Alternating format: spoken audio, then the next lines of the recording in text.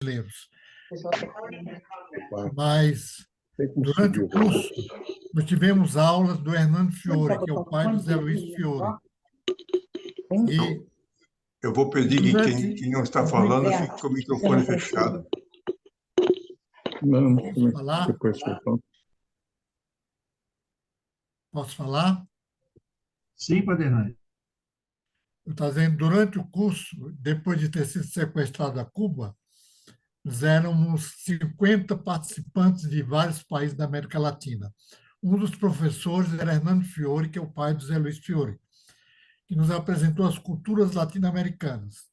E, no intervalo, eu recebo um telefonema de um tal Gilson Amaral, dizendo que era do Recife, que me conhecia.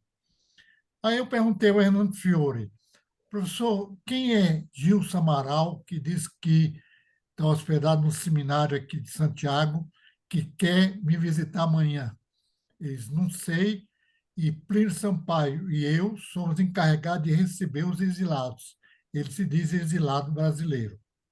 Bom, terminou a aula, Hernando Fiore, meia hora depois, me telefona já da Universidade Católica. Padre, vem aqui agora. Perguntar que você vem aqui agora à Universidade Católica. Eu cheguei na universidade, aí ele disse, acabo de ser comunicado que esse tal Gilson Amaral é um espião especialista em assuntos religiosos, inclusive tem carta de bispos o apresentando, né? E então, eu lhe avisei porque os seminaristas souberam disso e conseguiram que ele fugisse. Só para contar um fato, porque ele me ajudou a ter consciência e eu não o recebi mais, claro. Agora, o contexto depois da morte de Carlos Marighella, os dominicanos presos, tinha acabado de ser assassinado aquele padre do Recife, com quem eu trabalhava, né, Antônio Henrique Pereira Neto, né, trabalhava com o Helder Câmara. Então, seguramente, ele, especialista em assuntos religiosos, era espião mesmo. Era só para contar esse fato, para localizar o Zé Luiz Fiore, que estava, nesse tempo, em Santiago do Chile, né? E o pai dele foi vice-reitor da Universidade Católica, não é isso, Zé Luiz? Uhum. Foi. Foi vice-reitor da Universidade Católica de Santiago. Era só isso, só para... Bem, muito obrigado, Padre Hernani. Confere a história, professor Fiore. Da Universidade Católica, sim, dessa reunião do CELAM, não, porque eu não estava lá, mas eu acredito que seja verdadeira, né? É, Tudo bem. Eu vou pedir, então, organizado agora. pelos jesuítas, viu, Zé? Zé, aí, organização organizada pelos jesuítas. Ah, sim, eu acho que o Padre Roque Lauscher andou por lá, né? O Paulo Tadeu vai apresentar um pouco o professor Fiore agora? Sim, sim. Eu acho que Ok. a ideia é essa, né? Yes. Bom, companheiras, companheiros, eu hoje estou aqui atendendo a um pedido de um dos coordenadores do observatório. E eu, por isso mesmo, eu estou dando início a uma tarefa algo difícil. A tarefa é de apresentar a vocês, da maneira mais sintética e, portanto, uma maneira incompleta, o nosso palestrante de hoje. Claro, ao fazer isso, de passagem dizer algo mínimo também sobre a extensa obra de José Luiz Fiore. A tarefa é difícil, sim, porque para realmente apresentar o professor e o conjunto de sua produção intelectual, eu desconfio de que, provavelmente, uma sessão inteira do observatório talvez se revelasse demasiado, talvez se revelasse demasiado curta. Então, diante desse desafio, eu optei por ir ao assunto de uma forma cirúrgica. Então, perdoe-me, professor e vocês, pelos muitos cortes que vocês sofrerão a partir de agora. Para mim, o professor é a referência maior na academia brasileira quando se trata de entender um amplo campo de estudos. Campo de estudo que, quando ele é pesquisado no que eu chamaria de no estilo Fiore, ele vai muito além das relações internacionais, tal como rotineiramente pensadas. O professor utiliza simultaneamente múltiplos eixos de análise, filosóficos, econômicos, sociológicos, históricos e outros, para interpretar o que me parece ser o seu objeto constante de reflexão: o mundo brasileiro, o entorno do mundo brasileiro, ou seja, o mundo, entre aspas, exterior, e o estar do Brasil no mundo, o país buscando afirmar e construir um itinerário próprio. Essa reflexão sistemática nos enriquece, porque o professor permanentemente consegue inserir o Brasil na moldura maior. Essa moldura que é, a um só tempo, moldura e dinâmica. Moldura e dinâmica, ambas submetidas, desde algumas décadas, ao tempo longo da transição entre dois tipos de hegemonia, a do chamado Ocidente e a do seu outro, o polo euroasiático, que se perfila, eu creio, com nitidez crescente. O que é que torna possível ao professor Fiore elaborar essa notável interpretação filosófica, histórica, sociológica e econômica muito bem fundada? Eu respondo sem pensar que eu esteja me arriscando. Para mim, o que tanto permite ao professor fazer é a própria trajetória do nosso palestrante. Se não, vejamos. José Luiz Fiore é professor emérito da UFRJ. Estudou filosofia na Universidade Católica do Chile. Obteve licenciatura em sociologia pela Universidade do Chile. Concluiu mestrado em economia na Escola Latina e se doutorou em ciência política pela USP. Em 2005, fez pós-doutorado em economia política internacional na Universidade de Cambridge, na Inglaterra. Sua obra é tão abrangente quanto multifacetados são os seus interesses. Sobre isso, é suficiente dizer que até 2008 publicou 9 livros e organizou 5 coletâneas. Hoje mesmo, eu soube que uma nova coletânea, organizada pelo professor Fiore, está sendo lançada. Seu título: A Guerra, a Energia e o Novo Mapa do Poder Mundial.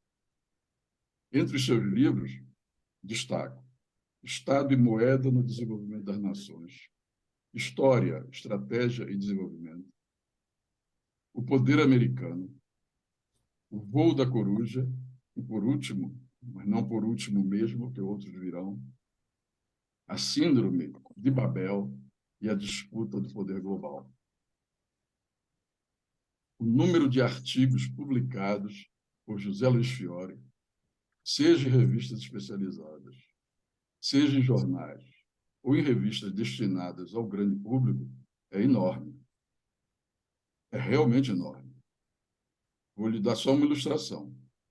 No período que vai de outubro de 2019 a abril passado, o nosso convidado publicou, apenas no site A Terra é Redonda, cerca de 60 textos focados no Brasil, na América Latina e nas tendências geopolíticas e geoeconômicas do mundo em transição no qual vivemos.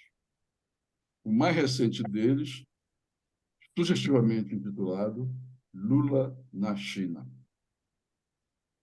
Eu sei bem que as minhas palavras, nem de longe, fazem jus à estatura acadêmica, eu diria até mesmo política, no sentido amplo, cultural, e do professor. Mas o que é verdadeiramente importante virá depois, virá agora. A análise por um dos maiores intelectuais brasileiros contemporâneos do tema que nos interessa a todos. Guerra e Paz no século XXI e o Brasil na nova desordem mundial. Professor Fiore, seja bem-vindo, seja realmente muito bem-vindo. Obrigado. Obrigado, Tadeu. De imediato, então, eu passo a palavra para o nosso convidado, muito nos honra essa noite. Temos 30 minutos para esse momento inicial e depois cada um que quiser se inscrever para tomar a palavra depois dessa fala inicial terá 3 minutos para se manifestar. Seria bom que já, na medida em que o professor faz a sua fala, já se aponte, já coloque sua mãozinha levantada, ou então, se quiserem fazer isso pelo chat, também posso controlar. Então, só com a palavra, professor.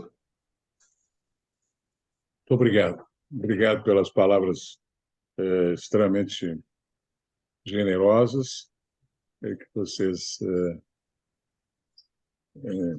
abriram aqui a nossa conversa.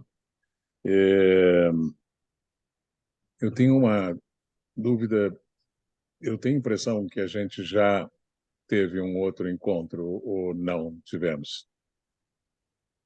Eu tenho a impressão,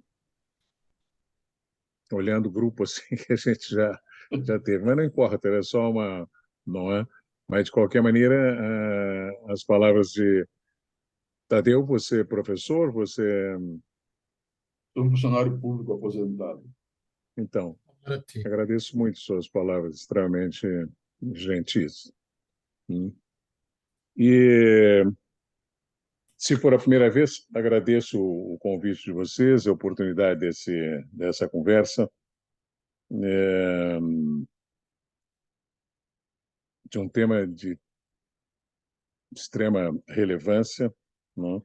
Mas ainda se tratando, como entendo que vocês são, um observatório político da Comissão Justiça e Paz da CNBB, portanto, Exato. diretamente envolvidos com o tema indiretamente da guerra, não? E, portanto, vocês sabem, tanto quanto eu, a complexidade e a amplitude histórica desse tema, não? E a delicadeza extraordinária, delicadeza ética e política envolvida na discussão da guerra e da paz. E é um verdadeiro desafio, quase uma ginástica, tentar falar sobre a guerra e a paz no século XXI, tendo em conta a extensão e a complexidade do tema, de todos os pontos de vista, em 30 minutos. Mas eu vou tentar ser absurdamente telegráfico, não é? E anuncio logo, portanto, o que pretendo falar, se os 30 minutos me permitirem. 3 tópicos. O primeiro tópico, mais geral, sobre, sempre com o olho posto na questão da guerra e da paz no século XXI. Não? Então, o primeiro tópico, uma visão mais geral sobre a longa duração histórica do fenômeno da guerra e da paz, como forma de refletir sobre o futuro a partir daquilo que nos ensina a história e, sobretudo, a história de longo e longuíssimo prazo da guerra e da paz. Segundo tópico, uma reflexão mais conjuntural sobre a guerra que, neste momento, está em pleno curso na Europa, a chamada Guerra da Ucrânia, né? E que deve ter, e vou tentar dizer a vocês, que deve ter uma grande repercussão sobre o resto do século, ou pelo menos, sem dúvida nenhuma, sobre a primeira metade do século XXI. Não é? Por fim, no terceiro tópico, direi 2 ou 3 palavras sobre o que me parece ser a difícil oposição do Brasil nessa situação mundial marcada pela desordem e pela transformação rapidíssima das instituições, das pautas ou das regras habituais de comportamento dentro do sistema mundial. Assim mesmo, antes de entrar no primeiro tópico, né, acho que era necessário fazer um esclarecimento, porque esse tema, pela sua complexidade com relação à questão ética, não é? E com relação à questão política, sempre provoca confusões, não é? Eu acho que é fundamental distinguir, e no meu caso, muito importante, porque sou eu que vou falar agora primeiro, não é? Duas coisas diferentes. Uma é a minha visão ética e cidadã a respeito da guerra. E a minha posição neste campo radicalmente pacifista. Outra coisa é minha posição como analista internacional, como cientista, em última instância, não é? Onde o que eu procuro estudar e entender as coisas, e neste caso a guerra e a paz, como elas são. Ou como, pelo menos, a minha pesquisa me faz pensar que elas são, e não como elas deveriam ser, ou mesmo como eu gostaria que elas fossem. Tá certo? Isso eu acho que é uma distinção fundamental, porque muitas vezes, quando falo sobre esse assunto, acaba se gerando uma certa confusão, não é?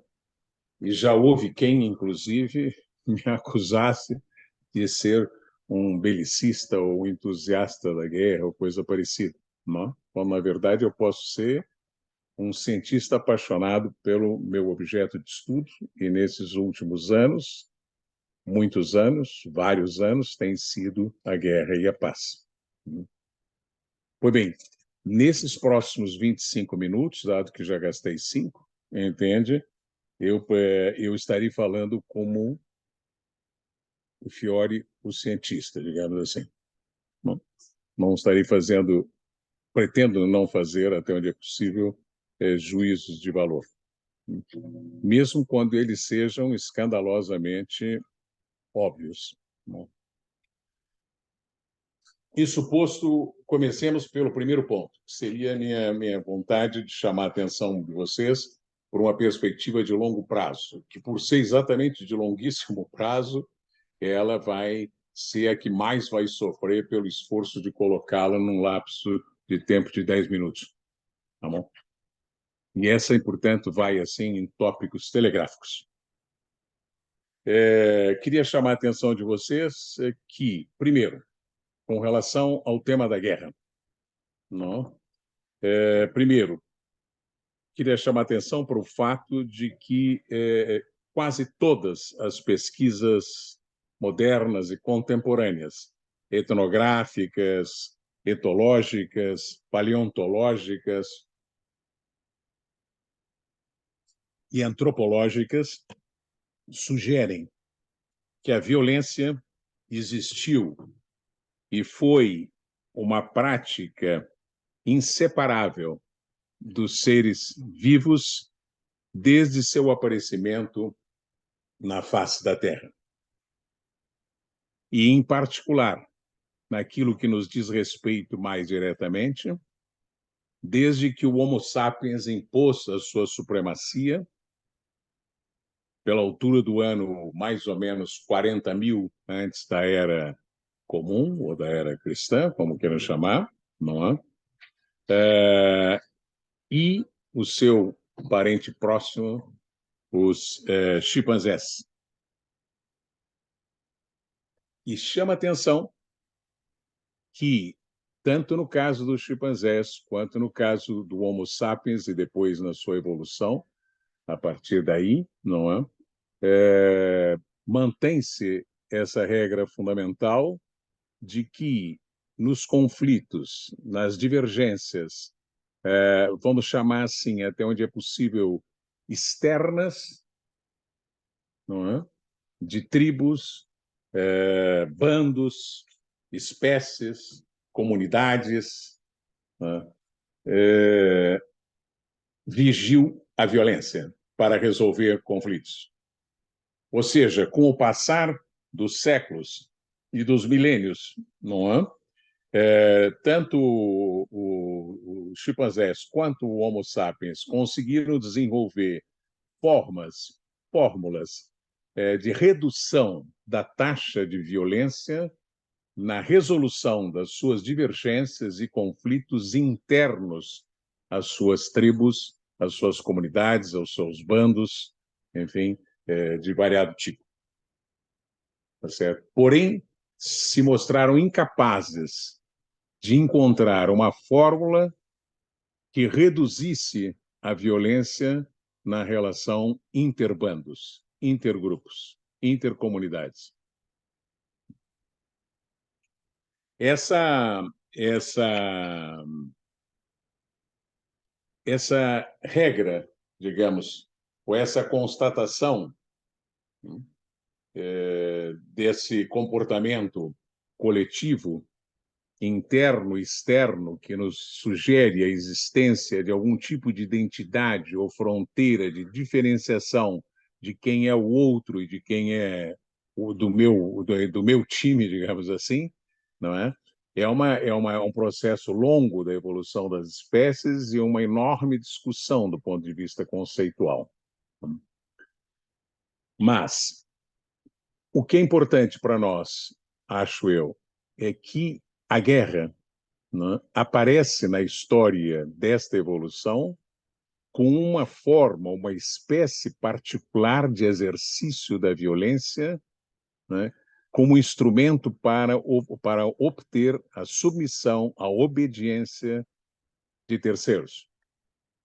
Mas a guerra é importante distingui-la do uso generalizado ou disforme da violência, no sentido de que ela tem uma natureza, passa a ter uma espécie de natureza organizada, massiva e estratégica no uso da violência. E essa possibilidade de organizar a violência de forma estratégica ou por obtenção de determinado objetivo, sobretudo na relação entre dois povos, duas cidades, duas repúblicas, dois impérios, não é certo? Ela só pôde se arquitetar, se organizar desta maneira na medida em que o homem e o Homo sapiens se sedentariza, não é certo? E constitui as primeiras formas de poderes territoriais organizados, fossem as cidades, fossem as repúblicas, fossem impérios, ali pela altura de 3.000, 2.500 antes de Cristo. Particularmente na Mesopotâmia, no Egito e depois na China, na Índia, e muitíssimo depois, na zona mais atrasada de todas, aquela que veio a se chamar de Europa.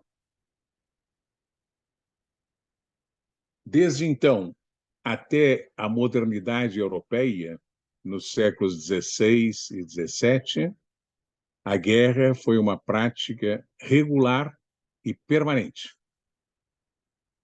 E a guerra ocupou a maior parte do tempo da vida dos impérios,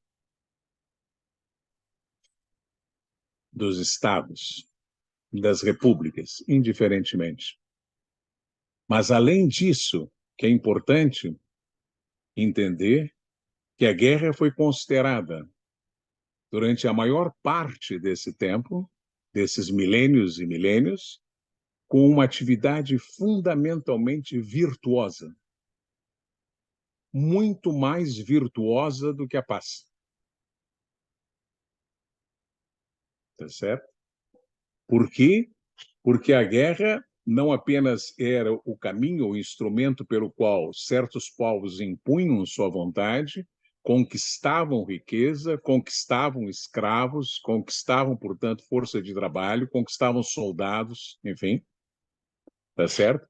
Mas, além disso, não apenas esse objetivo econômico, vamos chamar, né?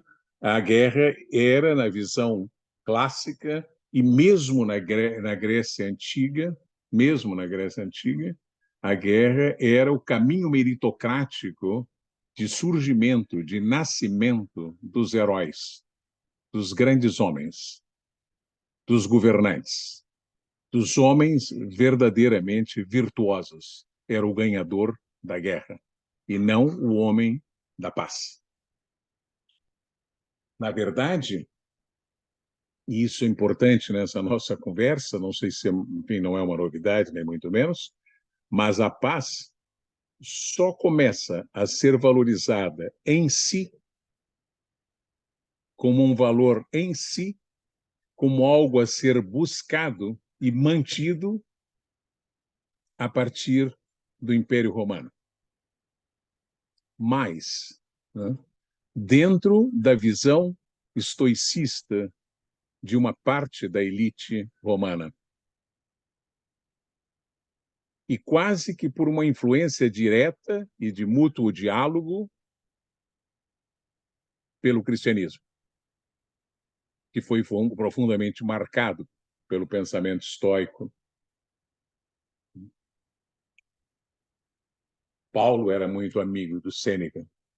Enfim, mas isso são outras questões. O importante é que a ideia de um pacifismo radical, onde a paz é um valor acima de qualquer outra coisa, na verdade, só aparece nos primeiros tempos do cristianismo. Vamos chamar assim os tempos heróicos de nascimento e formação do cristianismo como organização e depois como instituição e blá, blá, blá, blá, blá. Tá certo? São esses os homens que morrem para não fazer guerra, para não lutar. E esse pacifismo radical, entretanto, durou até o momento da aliança ou da cooptação ou da conversão, como se queira chamar, não é? Se estabelece entre o Império e o cristianismo, no século IV depois de Cristo. Tá certo? Sobretudo no final do século e no início do século V, né, quando Roma é invadida pelo aquilo que se chamava os bárbaros, sempre eram bárbaros, eram os outros, mas enfim, tudo bem, não é? E isso aí cria um sentimento de que Roma se fragilizou por se aproximar do cristianismo. E é isso aí que vai fazer com que Santo Agostinho, né, venha a escrever a sua extensa obra sobre a cidade humana e a cidade divina, enfim, parará, parará, e onde vai retomar uma ideia que estava no Cícero de que pudesse haver guerras justas e guerras injustas, né? Então, Santo Agostinho, exatamente no ano 414, vai retomar a ideia de uma guerra justa e vai introduzir um novo conceito que terá um papel decisivo durante os 1000 anos seguintes, que é a Guerra Santa.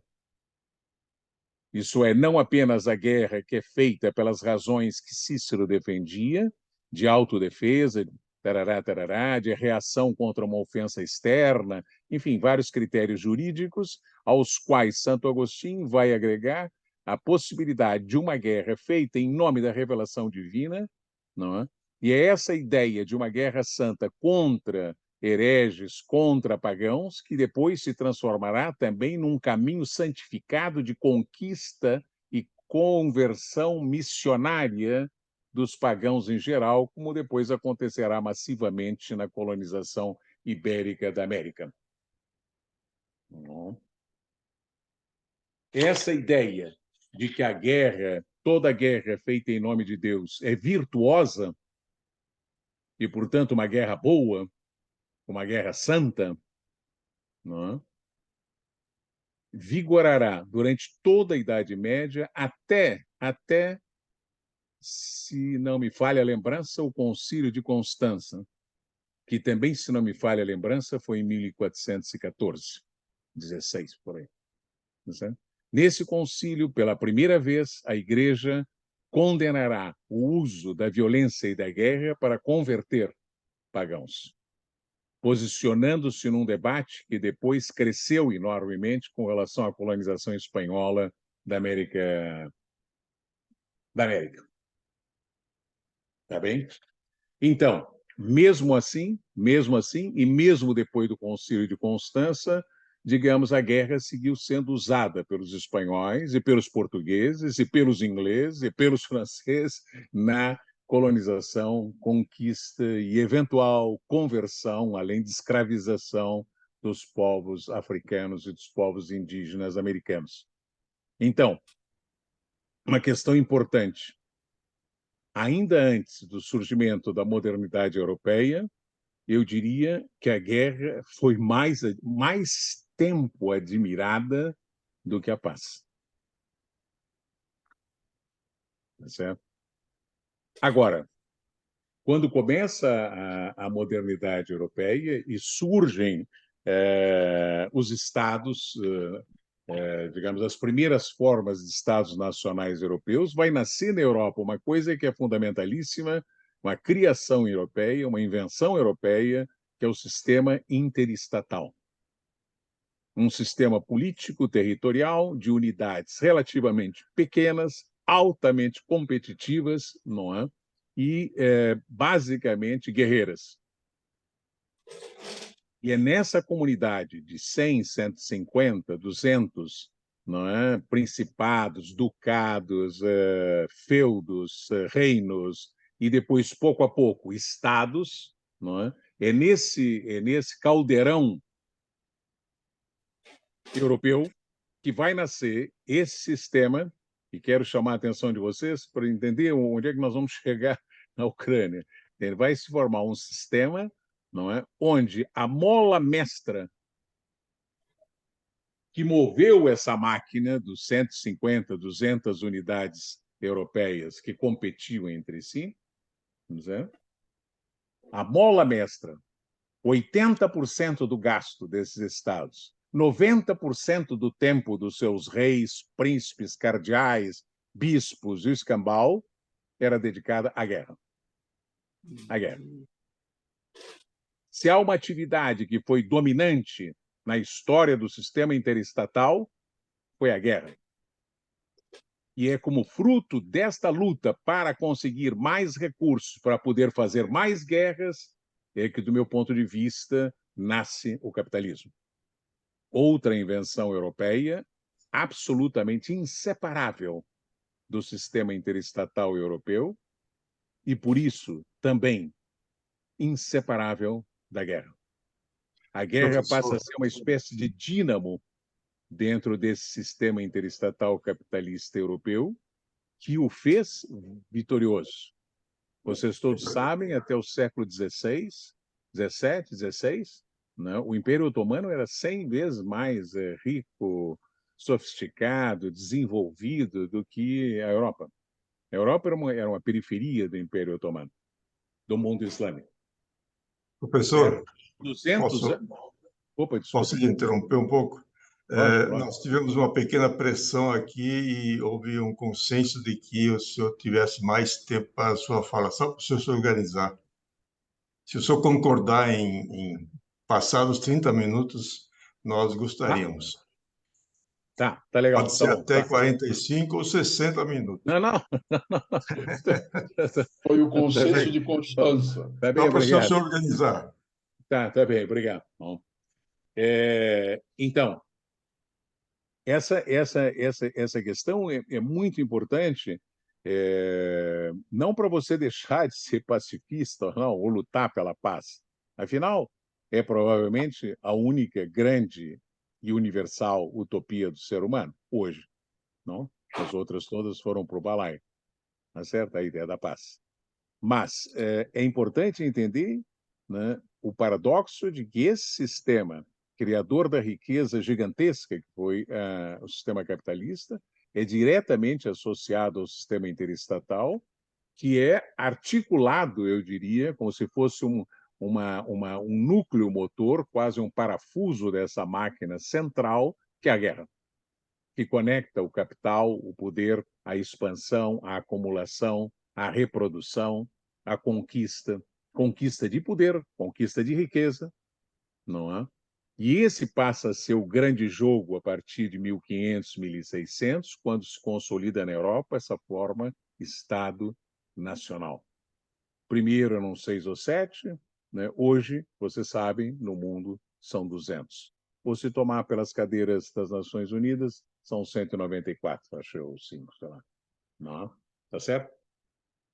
Só que essa máquina era uma máquina europeia e essa máquina, digamos, é o grande diferencial que fez a Europa sobrepassar a China, entende? O Império Otomano, enfim, dar a grande virada e conquistar e dominar esse mundo a partir de 1700, 1800. Para que vocês tenham uma ideia, neste período, desde o momento em que Portugal sai para Ceuta, em 1415, sei lá, por aí, 50, até o século XX, 1950, quando foi feito esse cálculo, essa pesquisa, você identifica praticamente uma nova guerra a cada 7 anos dos poderes territoriais europeus. São 500 anos fazendo guerra. Tá certo? Não nos enganemos, nós não estamos falando de uma exceção, nós estamos falando da regra. E mais, nos últimos 300 anos que esse sistema interestatal europeu dominou e conquistou o mundo, ele foi hegemonizado, ou foi liderado por duas grandes potências que conseguiram impor o seu poder militar e a sua moeda, não é, ao conjunto do sistema. A Inglaterra e os Estados Unidos, sua colônia. Tá certo? Esses dois, Estados Unidos e Inglaterra, não é? Fizeram ou começaram, a Inglaterra desde 1680, mais ou menos, não é? E os Estados Unidos desde a independência, 1776 para cá, os dois têm, em média, uma nova guerra a cada 3 anos. 3 anos. Não é agora no Oriente Médio. Não foi por conta do terrorismo, não foi por conta do comunismo, não. É de 1700 para cá. Dá uma guerra a cada 3 anos, nova. Esse é o sistema interestatal de que estamos falando e no qual vivemos. Nós somos um Estado dentro desse sistema. E estamos envolvidos, já vamos falar disso, com uma guerra dentro desse sistema nesse momento. Uma guerra, digamos assim, dessa perspectiva de longa duração, uma guerra absolutamente normal, óbvia, europeia, mais ainda europeia, que são os que mais guerra fizeram, não? Em toda a história. Entre eles mesmo, contra os outros, mas entre eles. Não? Muito bem. Essa visão de longo prazo, eu diria que nos permite, mais ou menos, reduzindo, condensando, não é? Afirmado que, do ponto de vista histórico, não é?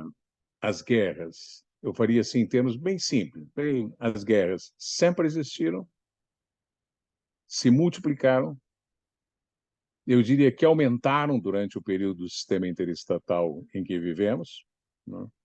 E tudo leva a crer, portanto, dessa ótica de longuíssimo prazo, que as guerras seguirão no século XXI. Sejam quais forem, a guerra seguirá. Segunda observação que dá para fazer é que o fato de que a guerra siga não quer dizer que todos os povos estejam em guerra. Certo? Isso nesse momento, por exemplo, o mesmo exemplo é hoje. Né? Quantos povos estão em guerra? Quantos não estão em guerra? E assim, através da história, vocês sempre tiveram, sei lá, vamos botar uns 70%, 80% das unidades territoriais de poder que não estavam em guerra. São menores, são irrelevantes, não estão na disputa do poder internacional, não, enfim, não se coloca, a menos que tenha pequenas divergências locais.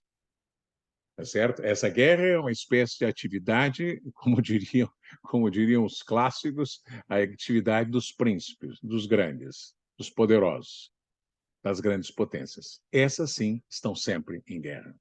Sempre em guerra e seguirão em guerra durante o século XXI. Essa é a conclusão que se pode tirar olhando a história, ou pelo menos é a hipótese que pode se formular, que me parece, não é? Por outro lado, dá para afirmar, nessa visão larguíssima, colocamos sobre a mesa, que a paz foi sempre, na história dessa evolução, ou nessa evolução, tá certo? Uma espécie de períodos de armistício entre duas guerras. Até porque uma das principais causas da guerra seguinte é a revanche dos derrotados da guerra anterior.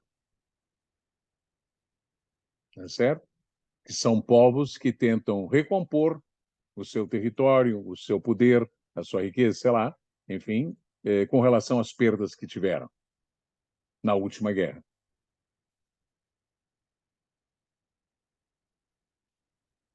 Nesse sentido, é que você pode dizer, do ponto de vista ético, não é? É que, na verdade, não existe paz justa conquistada pela guerra. Porque, por definição, a guerra busca não a paz, ela busca a vitória. E a vitória é o instrumento para a imposição da vontade de uns sobre outros. E, portanto, a paz, o que ela faz é consagrar no papel a perda de uns e a vitória de outros. E, portanto, do ponto de vista dos que perderam, toda paz é injusta. Por outro lado, paradoxalmente, parece, não é? Poderíamos dizer que toda guerra é justa. Do ponto de vista, pelo menos, das duas forças envolvidas, que é o mínimo que uma guerra envolve. Tá certo? Quem inicia uma guerra sempre considera que está fazendo uma guerra justa. Então, soa estranho, duro, mas eu faço questão de sublinhar com uma forma de instigar o pensamento. Toda paz é injusta e toda guerra é legítima do ponto de vista de alguém. De alguém. Por isso, em última instância, não é? As guerras envolvem ocupação de território, tomada de riqueza, escravização de populações, enfim, várias coisas materiais através do tempo, né? Sempre de uma forma ou outra. Tributação, não é? Pilhagem. Não. Mas existe uma dimensão das guerras que, em geral, se fala menos, ou, para dizer claro, se fala quase nunca, né? É que toda guerra é, além de todas essas coisas, uma disputa de critérios. Tá certo? Em que sentido? No sentido de que a própria definição se a guerra é justa ou não é justa é em função de um critério. Algum critério. Mas quem exatamente define esse critério? Quem é o dono do critério? Não é? Dado que estamos entre, suponho, pessoas católicas ou próximas ao catolicismo, não? Acho que é uma questão que está posta com todas as letras de uma forma maravilhosamente sintética no Gênesis. Quando Deus diz, não, é dessa árvore que você não vai comer, porque isso aqui é a chave do bem e do mal. O que é isso? Essa árvore aqui, essa tal de maçãzinha, é o critério que define o que é o bem e o que é o mal. E esse é o instrumento de poder mais fundamental que alguém pode ter. Muito mais do que uma bomba, entende? Você é o dono do critério. Você define o critério. E é por isso, aliás, que o demônio diz a Eva. Por que ele não quer que você saiba? Que se você souber isso aqui, você vai ser Deus.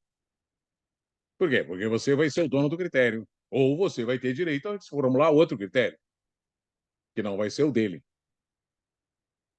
E isso é intolerável para um poder monocentrado, digamos assim. Tá certo? E isso, meus queridos amigos, nos encaminha quase diretamente ao segundo tópico da nossa reflexão hoje à noite, que é o critério para arbitrar, definir e se posicionar frente à mais recente das milhares de guerras europeias, que se chama Guerra da Ucrânia. Certo? E que é o que os moços de formação mais recente e a linguagem da mídia mais recente chamaria da importância da guerra de narrativas, não é? Essa linguagem meio pós-moderna, wallersteiniana, a Wittgensteiniana, uma coisa do lugar de fala, da linguagem, não sei o que. Antigamente chamava de maneira mais simples, mas de qualquer forma. Tudo bem. A guerra de narrativas, ou guerra de propaganda, ou guerra de quem é que tem o dono, quem é que narra o acontecimento, quem é o dono da verdade. Tá certo? Eis aí um bom exemplo. Não é? Durante um ano, 90% da imprensa ocidental considera que essa é uma guerra, uma invasão injusta, blá, blá, blá, dos russos no território ucraniano, coisa da soberania, não? Não importa o fato de que os americanos invadiram, isso aí se esquece, é uma questão de cada caso é um caso, não é? E, portanto, o que você está discutindo é quem é o critério. Aí você diz, não, na visão como é que chama esse? Não, isso aí é o Putin, o Vladimir, tá, porque é um horror, um demônio. Não. Aquele senhor lá, como é que chama? O prelado ortodoxo, não é? Que teve com o Papa cristão, ele formulou a tese do lado de lá do ponto de vista religioso da Igreja Ortodoxa. Há muito tempo, não sei se vocês leram, trata-se de uma guerra metafísica para o povo russo. Imagina se um americano comum vai entender o que é uma guerra metafísica para um teólogo russo, não é? Mas apenas vocês estão vendo que estamos aí frente a mais um caso dos infinitos casos onde em todas as guerras a questão essencial é quem arbitra. Vou dizer mais algumas coisas sobre a guerra da Ucrânia, mas não esqueçam que quando Putin ou Xi Jinping, enfim, qualquer um da turma do lado de lá, da Zona Norte, entende? Afirma que essa ideia de que um mundo ordenado por regras, a questão é saber, hoje está muito claro, mas quem é que faz as regras? Vocês? Por que a gente vai obedecer as de vocês? Durante 400 anos de centralidade europeia, foi assim. Depois, antes disso, durante 300, 400 anos de centralidade otomana, quem definia os otomanos. Na Ásia, durante a supremacia do Império do Meio, que definia a China. Mas eis que agora nós estamos num sistema único, universal, e interestatal, porque todo mundo adotou essa forma de organização do poder de Estado, não é? Mas onde há alguns que se consideram no direito de definir as regras, impor as regras com as armas, de invadir e fazer. E tem outros que têm que obedecer. Mas, de repente, aparecem outros que não querem obedecer.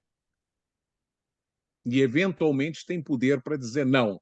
E, portanto, você tem um conflito que, se você quisesse botar numa linguagem pós-moderna, você diria você tem um conflito de critérios, uma guerra de critérios, em última instância. Em última instância. Quem ganhar essa guerra impõe os critérios. E, portanto, essa é uma questão essencial. Mas, além disso, não é, eu diria que o que mais tem... Eu comecei e sublinhei isso porque vocês vão entender, quero passar a ideia, né, de que essa questão não dita está por detrás da radicalização crescente do conflito. E essa questão não dita é o principal óbice a qualquer tentativa de paz. Vejam vocês, a guerra em si, quando começou, era uma guerra assimétrica, local, de fácil resolução, de tal maneira que, aos 5 dias do início da guerra, os ucranianos estavam negociando a paz com os russos no território da Bielorrússia.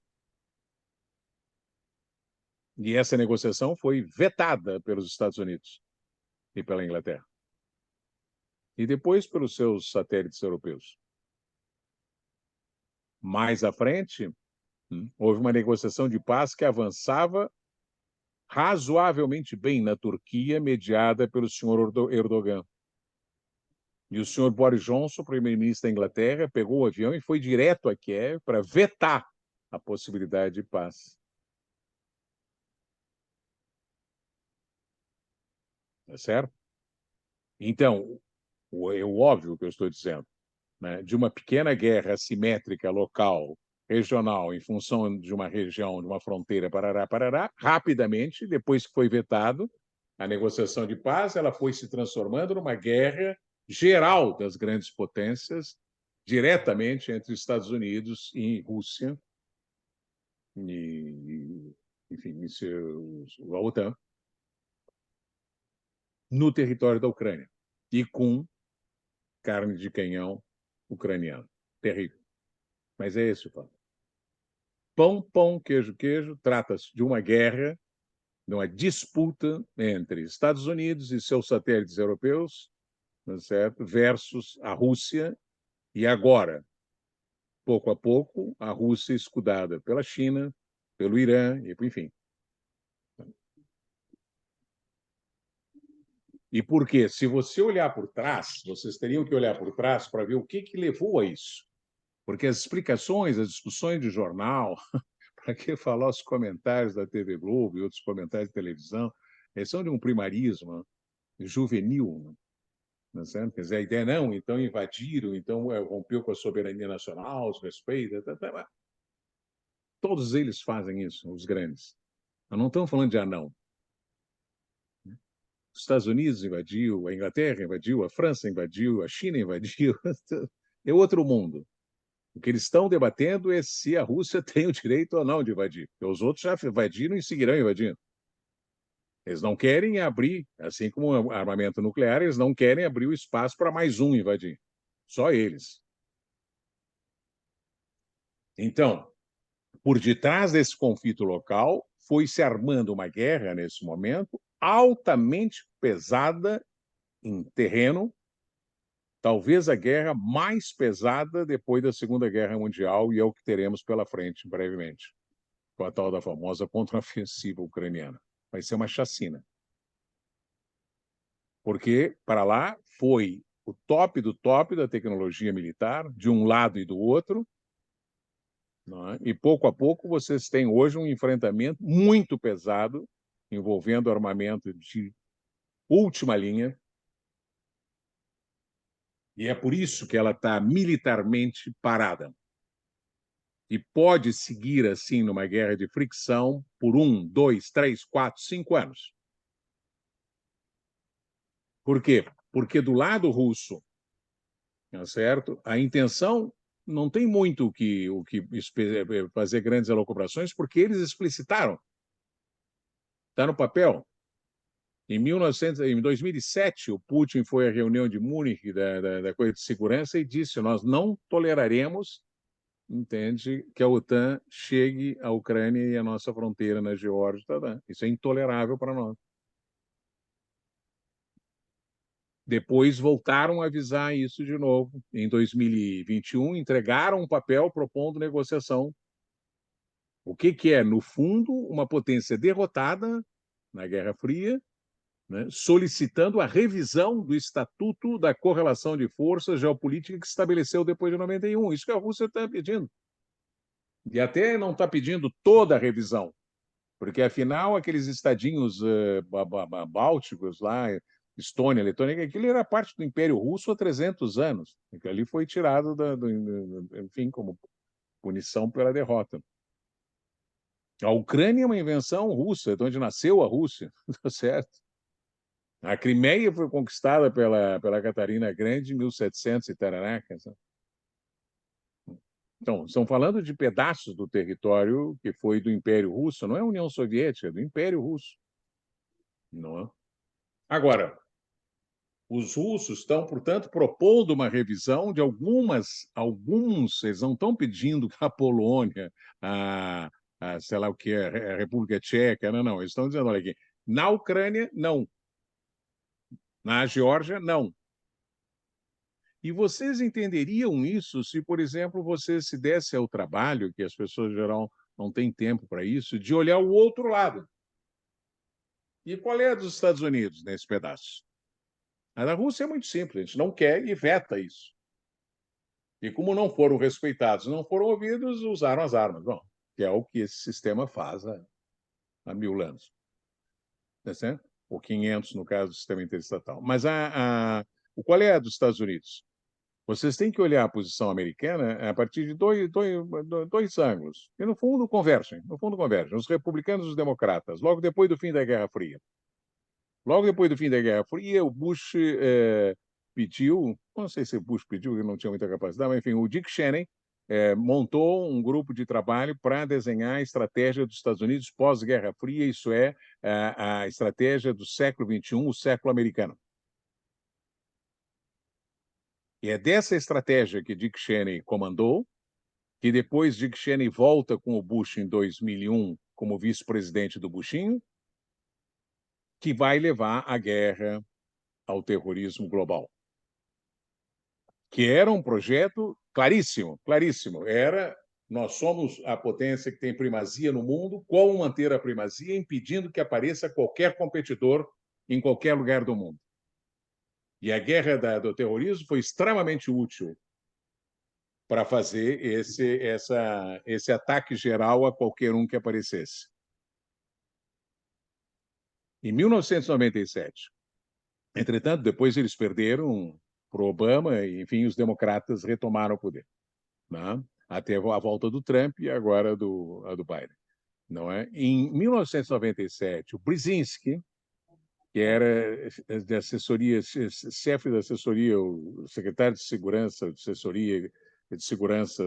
da presidência da República do Jimmy Carter,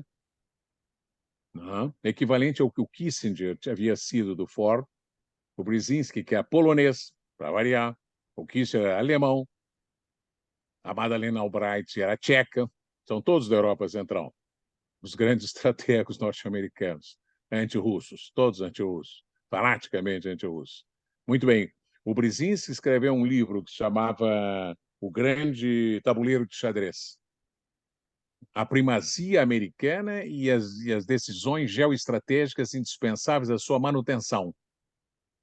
E nesse livro de 70 e poucas páginas, Brzezinski desenha uma espécie que os gringos chamam map road, do que foi a política externa democrata norte-americana nesses últimos 25 anos. E se vocês se derem a pachorra de lerem o livro, vocês verão lá né, aonde estão duas coisas fundamentais, né? Uma, a ideia, de novo, para variar, da contenção russa, não é? Que foi a ideia do George Kennan logo depois da Segunda Guerra, e que foi a que levou à invasão da União Soviética em 1919-21 pelos franceses, ingleses e norte-americanos depois da Primeira Guerra Mundial, a obsessão com dividir o território russo. Essa é a proposta do Brzezinski. E na proposta de extensão da OTAN sobre o leste europeu, ele fala explicitamente que o território crucial chama-se Ucrânia.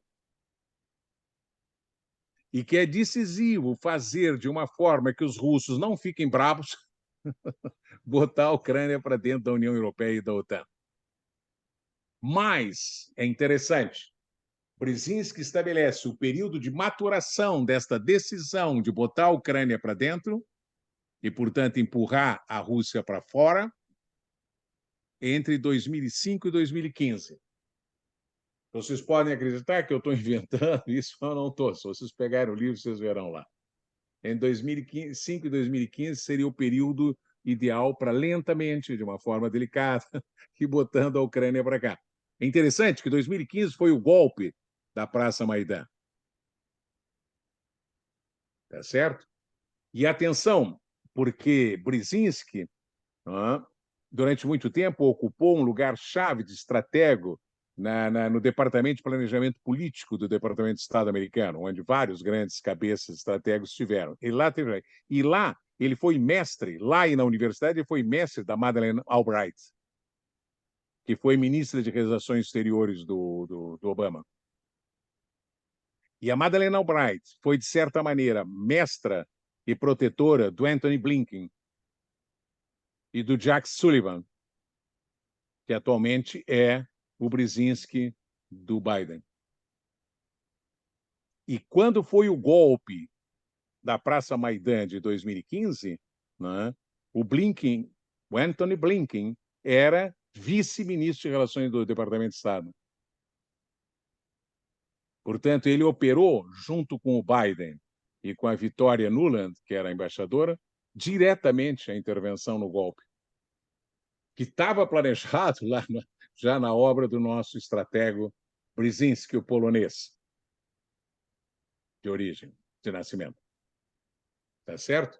Então, tem uma estratégia, não é uma coisa que aconteceu, é terrível, não. Não, é uma estratégia que vem do final da Guerra Fria, né? Como expandir a primazia americana de tal maneira, para os republicanos, que não apareça nenhum concorrente, para os democratas, a mesma coisa com pequenas variantes, entre as quais uma certa preferência maior pela defesa da democracia e globalização, que os republicanos nunca foram muito chegados a esse tipo de ideologia. Como o Trump depois, por isso mesmo, pegou tudo e jogou na lata do lixo. Mas voltou com o Biden. Então, a ideia das revoluções coloridas, ou mudança de regime, ou golpe de Estado em nome da democracia e da primazia americana, é uma ideia dos democratas. É por isso que o golpe, primeiro, no Paraguai, de 2012, é democrata. O golpe no Brasil, de 2015-16, é democrata. Foram eles que conceberam. O golpe da Praça Maidan na Ucrânia é democrata. O golpe contra o Erdogan na Turquia em 2016, que foi derrotado, entende? Democrata, com a ajuda da OTAN. Assim como todas as primaveras árabes no Egito, na Líbia, na Síria, blá, blá, blá, que todas deram com burros na água e acabaram em intervenções militares dos americanos. Também é uma invenção democrata. E tudo isso vem dessa matriz Brzezinski, década de 90, final do período Clinton, quando os democratas começam a pensar de forma realista como manter a primazia que eles conquistaram no mundo. Não há nada que caia do céu. E essas estratégias são traçadas, desenhadas e implementadas de forma lenta, gradual e implacável. E é por isso, meus queridos amigos, que posso dizer a vocês com absoluta tranquilidade intelectual de que eles não abrirão mão da vitória na Ucrânia. E, por outro lado, para os russos, uma derrota na Ucrânia, como diria o prelado Alexis, seria uma derrota existencial, intolerável. Nessa possibilidade de uma derrota da Rússia na Ucrânia, teremos guerra nuclear. Agora, atenção, porque você dirá, bom, mas quem sabe fica assim em banho-maria, numa guerra de trincheira, né? É tipo a Primeira Guerra Mundial e tal, tal, tal. De fato, é muito parecido com a Primeira Guerra Mundial. Atenção, a Primeira Guerra Mundial começou com uma guerra nos Balcãs, em 1912 e 1913, que antecedeu imediatamente o início da guerra, supostamente pelo tiro daquele menino na ponte em Sarajevo,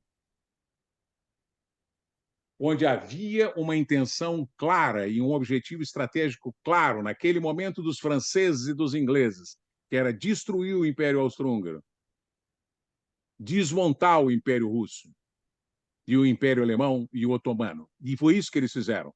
E por isso a guerra durou 4 anos. E é fantástica a quantidade de intelectuais que ficam falando, não, uma guerra que não tinha sentido nenhum, e que ficava ali, um atirando, outro atirando, jogava futebol, depois se matava. Não, não tem nada a ver. Tem a ver com a decisão dos estrategos e dos governantes naquele então, que mataram 20 milhões de pessoas para derrubar o Império Austro-Húngaro e dividir e fazer aquela Europa toda estilhaçada. Acabar com o Império Otomano e tomar conta do Iraque, da coisa que os franceses e os ingleses fizeram. E como agora, de novo, nesta também tem uma estratégia, que em última instância, o que o Brzezinski propunha é rachar e implodir agora de vez o Império Russo. E não se esqueçam, porque no final da Primeira Guerra Mundial, quando se achava que terminou, e a história conta como se fosse uma guerra civil russa, não era uma guerra civil russa, foi uma guerra promovida pela invasão das tropas da Inglaterra, da França, dos Estados Unidos para dividir o território russo. Foram derrotados, anda a saber como, pelo famoso Exército Vermelho que montou lá o Trotsky. Quer dizer, é uma obsessão, não é? Que vem. Assim como a invasão do Hitler, em 41, em 45. 3 anos os caras invadiram. Milhões de russos morreram.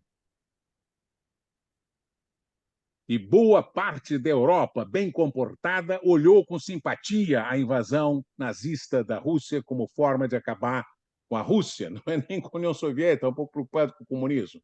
O negócio é acabar com a Rússia, dividir o território russo, implodir, que nem aconteceu com o Império Austro-Húngaro, com o Império Otomano, enfim.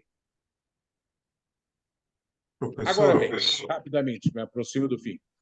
Só 2 comentários. É que não há como ficar parado o confronto, né? Porque teria essa ideia assim, não, deixa ele, deixa em banho-maria, vai ficando, que vai aumentando o número dos países que estão a favor da paz, tá? Daqui a pouco a gente tem 50, 60, e a pressão vai sendo... Não, me parece que não, porque o efeito em cadeia dessa guerra já é também global. E, sobretudo, para dentro dos países envolvidos. Vocês estão acompanhando, todo mundo deve saber, enfim, a crise econômica e social que está enfrentando a Europa. De tal maneira que hoje os Estados Unidos está operando com um governo de extrema-direita na Europa. A Itália está na mão de uma moça fascista. A Finlândia, de extrema-direita. A Suécia, extrema-direita. Polônia, extrema-direita. As pessoas só falam daquele húngaro, mas não falam do resto dos governos de extrema-direita que estão na luta ao lado dos americanos, da OTAN, contra contra a Rússia. Tá? Então, isso já se alargou. A Europa está vivendo uma imensa crise. Mas, queria chamar a atenção de vocês, sobretudo depois do fracasso das sanções econômicas. Não? É que aquela coisa que o Brzezinski mais temia aconteceu. Ele achava que havia que se evitar de todas as maneiras possíveis que se formasse o que ele chamava, ele, não sou eu, hein, um bloco anti-hegemônico formado pela China, Rússia e Irã. E é isso que aconteceu. Pior, é China, Rússia, Irã, Arábia Saudita, enfim, está crescendo. Turquia, provavelmente, sei lá. Então, a ineficiência das medidas econômicas, que, na verdade, estão provocando uma redefinição da estratégia econômica da Rússia, em direção à Ásia e fora da forma de organização interna também. E, né, o efeito não buscado de provocar uma aliança entre China, Rússia, Irã, Arábia Saudita, não é, aumenta a ira do G7 ou desse mundo, desse grupo de países que falou até hoje sempre como se fossem eles a comunidade internacional. Só que hoje todo mundo já sabe que eles são o G7 mais 30 pontos, não é a comunidade internacional. É um pedaço também, importante, rico, poderoso, cheio de arma, dinheiro, babá. Mas é um pedaço. Não é certo? Então, agora, se vocês acompanham o que o governo Biden está fazendo, é um cerco, já não só da Rússia, mas da China também, mas um cerco, atenção, meus amigos, nuclearizado. Pouco a pouco, o acordo que foi feito com a Austrália, com a Nova Zelândia, o Japão já é bomba atômica, agora com a Coreia do Sul, com a Filipinas. Quer dizer, o que os Estados Unidos está fazendo é uma estratégia enlouquecida de nuclearização das fronteiras no Pacífico, no Sul e no Ocidente, da Rússia, desse bloco Rússia-China. E você ter fronteiras, quer dizer, você uma coisa, digamos, a Finlândia tem importância nenhuma, que não seja o fato que ela estando na OTAN, você coloca armamento nuclear na fronteira da Rússia e você não tem como desmontar sem gerar uma reação coletiva de toda a OTAN. Esse é o quadro que eles estão montando. E, portanto, é um quadro ensandecido de colocar o mundo à beira permanente, agora sim, muito, mas muito mais do que na Guerra Fria, de uma guerra nuclear. Sobre o Brasil, creio que já está tarde para falar. Não tem. Em outra oportunidade, nem sei que horas serão.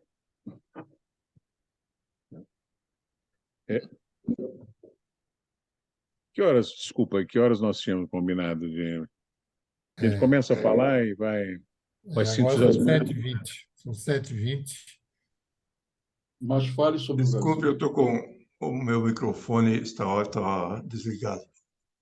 Nós agradecemos muito a sua exposição, professor. Foi realmente uma aula magistral. Pena que não deu tempo para ver o último ponto, mas talvez ele surja no debate. Nós estamos agora com 19h21.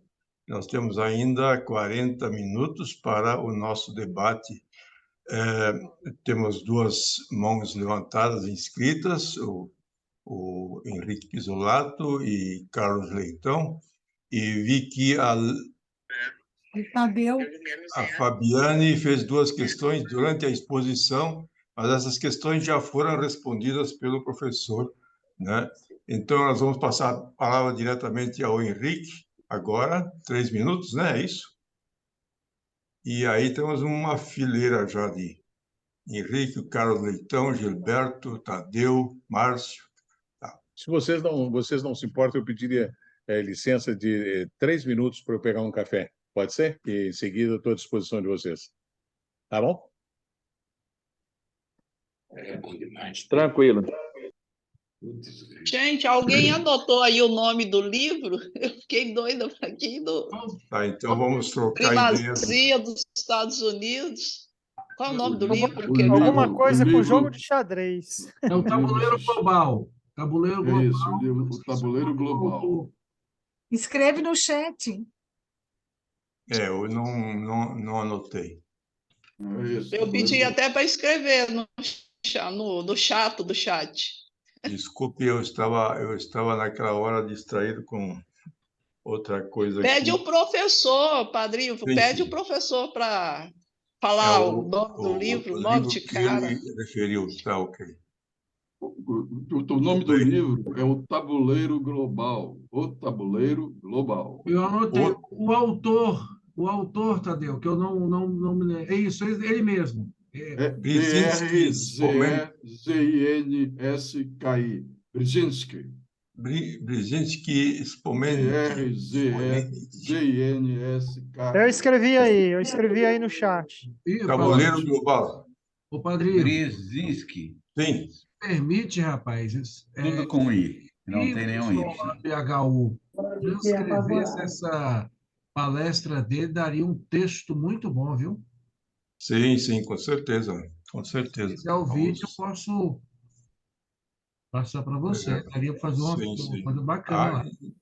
sim, Gente, interessa. oi. Minha preocupação era se todo mundo estava conseguindo acompanhar. Então, as perguntas ajudam a clarear um pouco o pensamento do próprio conferencista, né? Vamos ter que Eu, Mas, que- esperar o eu professor queria só voltar. deixar, eu queria só deixar uma questão para o nosso mas, grupo. por outro lado, seria importante a gente ter a posição dele em relação ao Brasil, a análise que ele faz do Sim. Brasil nesse tabuleiro aí. É o que eu ia perguntar isso. Exatamente. Alguém pode levantar essa questão, então? O Abrir ponto de com esta questão. Olha aqui, ó. Sugiro que Sim. quem perguntar, quem fizer a primeira pergunta, pergunte É o sobre o Henrique. Brasil, para fechar o ponto que faltava. Mas vai dar tempo? Estou anotando aqui. O ter tempo ou não ter é irrelevante. O importante é a questão e a resposta. Então, nós temos aí muitos inscritos. Vamos esperar o professor voltar, né? Eu já estou aqui. Ah, está. Então, passo direto a palavra ao Henrique Pisolato. Todo mundo Ok? fechando os microfones. Ok. Então, boa noite, obrigado. Eu, na realidade, estou com os meus neurônios aqui todos cansados, já pela idade, cansados e em ebulição. Foi uma verdadeira aula de doutorado e, para quem é ainda estudante do ensino básico, se atrapalha um pouco. Uma das perguntas que eu ia fazer é sobre a perspectiva de um cessar-fogo de longo prazo, mas foi praticamente respondida, né, no finalzinho. A minha questão é, pelo que eu entendi, me corrija se eu estiver errado, o propósito de todas essas guerras é o espólio, né? E nesse espólio, como é que o senhor situa e define esses novos métodos de guerra, ou a guerra híbrida, novas armas, o lawfare, por exemplo?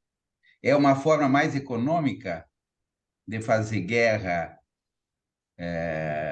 e conseguir o mesmo espólio que a gente sofreu na América Latina? O senhor acabou citando, inclusive, a questão do Lugo no Paraguai e outros. E aí, a pergunta que todo mundo quer é como é que o Brasil fica nisso? Como é que a gente pisca nisso? Quem é que vai piscar primeiro e como é que nós ficamos nesse tabuleiro? Obrigado. O professor, o senhor prefere ouvir as três questões ou prefere responder direto cada questão? Se quem for perguntar acha que bate a pergunta, vai repetir, já pode dizer. Se não vai repetir, vai ser outra coisa, eu respondo essa, para depois não ficar... Pode ser? Pode ser assim? Bom, façamos primeiro o exercício direto. Tá? Deixa eu dizer uma coisa, Henrique. Você mesmo já disse, acho que a perspectiva de cessar-fogo é mínima. Aliás, eu acho que o Zelensky jogou isso na cara do Papa de uma forma extremamente descortês, né, grosseira, enfim, de quem está se achando realmente com a bola cheia. Segunda pergunta sua, eu acho que a ideia de que a guerra é por conta do espólio depende do qual é o conceito de espólio, ou qual é o conteúdo do espólio, não é? Por isso que eu dizia, eu acho que toda guerra, em ultimíssima e abstrata questão, é imposição de vontade, certo? Não, ninguém está querendo a paz, você está querendo impor a sua vontade. Por isso é que não tem negociação de paz, porque a questão fundamental é o que você quer impor. Não? É evidente que você, impondo e ganhando, você terá vantagens econômicas aqui, lá e acolá. Né? E, inclusive, chamei a atenção que, mesmo que não se diga, toda guerra envolve uma disputa em torno a impor o critério. Não? Bom, por definição, se você ganha e impõe ao outro, como impuseram a Alemanha na Segunda Guerra, ou sei lá, na Primeira Guerra, babá, tem que pagar tanto, tem que fazer tanto, tem que entregar tal território, tem que fazer... É porque você supõe que a guerra te deu o direito de você estabelecer que a verdade está contigo, que você fez correto e que agora você está fazendo o outro pagar a conta. Não, não é sem razão que o outro, na primeira oportunidade, te dará um troco. Tende a ser assim na história. Um dos poucos casos que realmente chama atenção pelo total não troco até hoje, não sei quando virá, quando é que virá, é o do Japão com relação às bombas atômicas que os norte-americanos jogaram sobre seu território. Ainda fazem a reunião do G20 para falar mal da China em Hiroshima. Tá certo? É um caso extraordinário de um povo que foi arrasado pelo armamento nuclear, o único povo que foi atingido por arma nuclear, né? E que faz a reunião no lugar da arma nuclear para, enfim, bater palma para aqueles que jogaram a bomba. Como é que fica o Brasil nisso? A guerra híbrida, sim, talvez, pode ser que seja menos custosa, não é? De qualquer maneira, ela envolve uma quantidade de outras coisas que não seja o uso de armas diretamente, não é? Mas acaba, em última instância, sustentando na possibilidade do uso das armas. Não necessariamente canhão, tanque, mas toda a tecnologia hoje que você dispõe no universo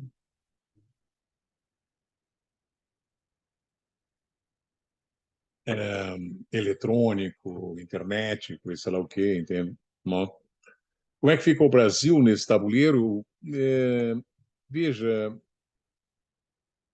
Henrique, eu acho que aqui talvez já respondo a preocupação dos outros amigos, entende? Com relação a isso que nós estamos falando agora, né? Pão, queijo, a disputa do poder mundial se deu sempre e se dá atualmente e provavelmente seguirá se dando por muito e muito tempo naquilo que você pode chamar Eurásia. É aí que está o tabuleiro. É aí que está a disputa. Para sorte, ou para azar, sei lá, como cada um queira pensar, a América do Sul não tem nada a ver com isso. Talvez por isso mesmo tenha tido a vantagem de ser um continente sem guerra. Miserento, desigual, sei lá, todas as coisas que a gente sabe, mas, em princípio, sem enfrentamentos de guerra. Então, não? Mas a gente, digamos, a América do Sul está situada completamente fora do eixo das grandes disputas. Segundo lugar, a América do Sul está composta por 12 países pequeninhos, tirando a Argentina e o Brasil, né? Com economias frágeis, integrados aos Estados Unidos ou à China, dando mesmo, então não tem como viver sem isso, né? E competitivas entre si, e, portanto, tem muito pouca capacidade de gerar uma vontade coletiva.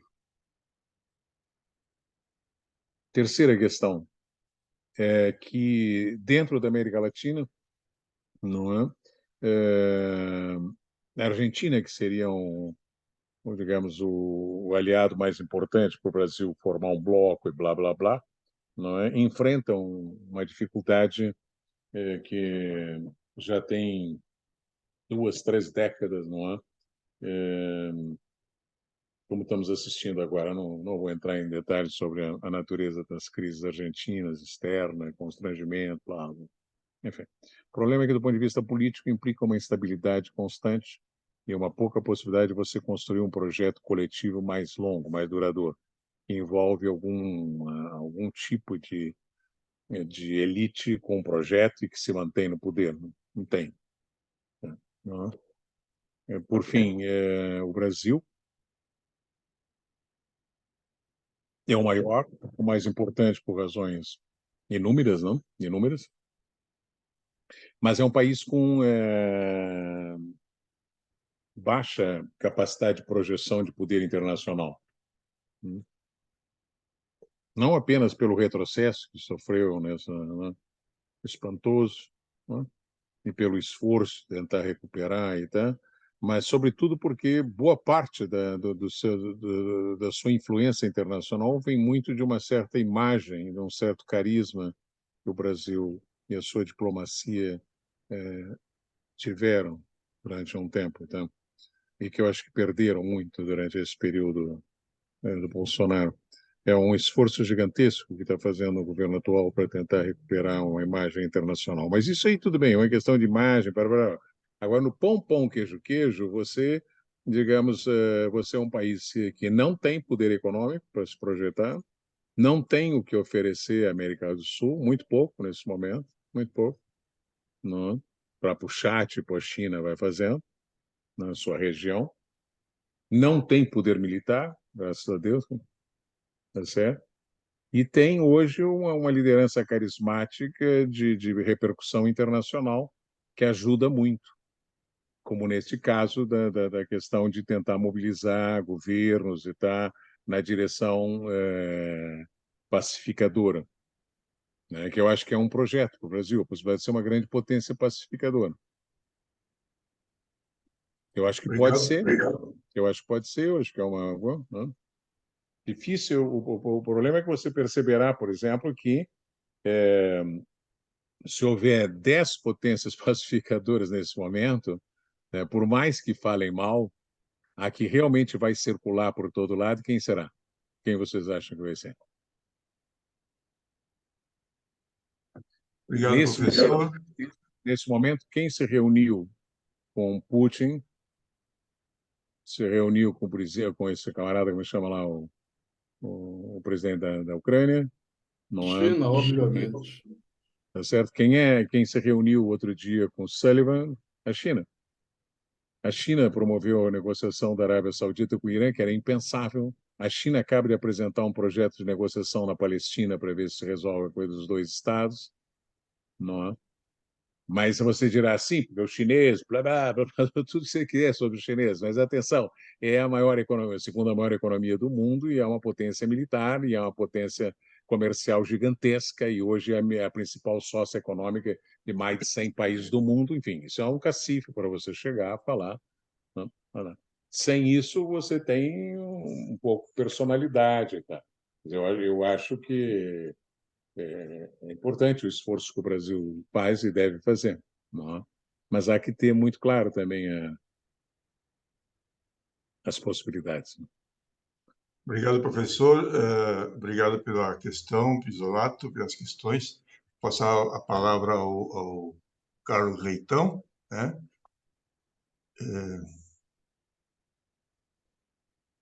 Carlos Leitão.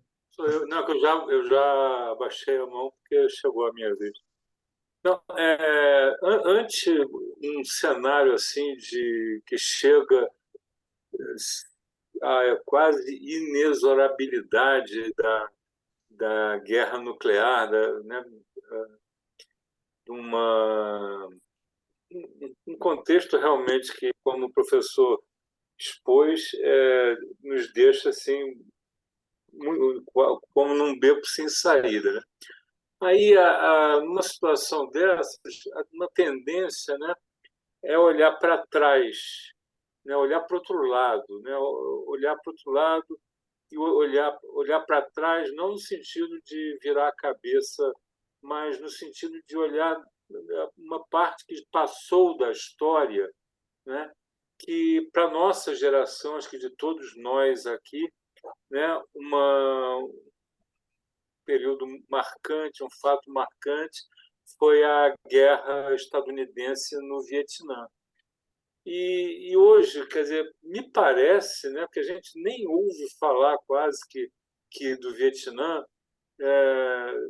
Por exemplo, no dia 1º de janeiro, eu tive a felicidade de ter visto numa loja, numa boutique de café aí, um café vietnamita. Fiquei sabendo que o Vietnã é o segundo maior produtor mundial de café e tem outras também vitórias assim econômicas, né? E um país que a gente acompanhou todo, né? Esteve a destruição dele era desejada, né? E feito tudo pelos Estados Unidos. E, no entanto, está lá a integridade territorial dele mantida, um país, ao que parece, pacífico, né?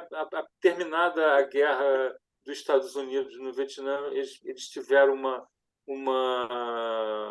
até uma ação militar profilática, né? Que foi aquela no Camboja, né? Para varrer lá aquele regime do Pol Pot, né? E pronto, temos aí potencialmente um caso exitoso de paz, né, que, no entanto, não é estudado. Eu não vejo assim.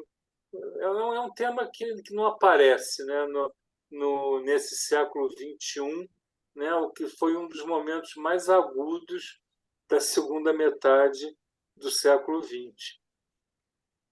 Então, esse é um comentário quase. Quer comentar, professor? Obrigado, Leitão. Quem sabe a gente já vê a outra pergunta, depois a gente tenta juntar. Tem uma questão aqui no hora chat. Tá ficando para mim. Você ouviu, tem uma questão no chat que pergunta, professor, você acha que o bloco Rússia, China e companhia, a partir da guerra da Ucrânia, está conseguindo desbancar o poder mundial dos Estados Unidos e Europa? Antes, eu passo a palavra para o Tadeu, né? Ou o senhor quer reagir diretamente em cima dessa questão?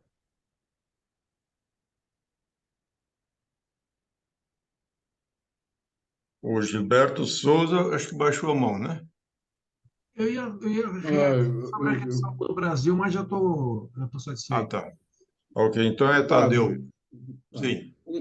Professor, indo assim muito diretamente a dois temas.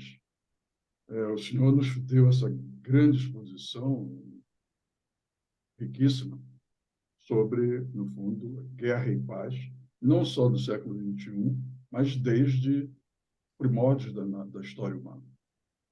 E o senhor mostrou, acho que muito claramente, como a guerra, chega em um determinado momento da história, a guerra se vincula a um sistema, ela é expressão e ela é fundamento de um sistema interestatal, que é o sistema europeu, que se tornou global, e que essa junção entre guerra, sistema interestatal e uma nova forma, talvez, de organização econômica, que o senhor chamou de capitalismo, isso é o sistema na sua mais ampla expressão. Para mim, eu segui dessa maneira e me pareceu muito claro.